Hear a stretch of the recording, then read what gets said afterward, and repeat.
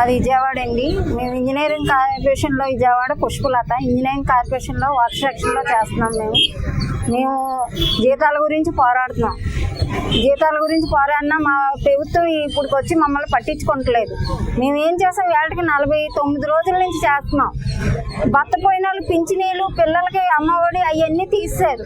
మేము ఏం చేయాలి? తినాలి. 13,000 జీతంతో మేము ఏం తిని బతకాలని మేము ప్రభుత్వాన్ని అడుగుతున్నామండి. ఇంటి అద్దెలు కట్టుకోవాలా, స్కూల్ ఫీజులు కట్టుకోవాలి, ఏం చెయ్యాలి? పథకాలు కూడా తీసేస్తే ఏం చెయ్యాలండి? మా ఆయన గారు చనిపోయారు, మేము ఎలా బతకాలి? పింఛనీ కూడా తీసేస్తే ఎలా బతుకుతారండి? పిల్లల్ని ఎలా చదివించుకోవాలి ఈ 13,000 జీతాలతోని?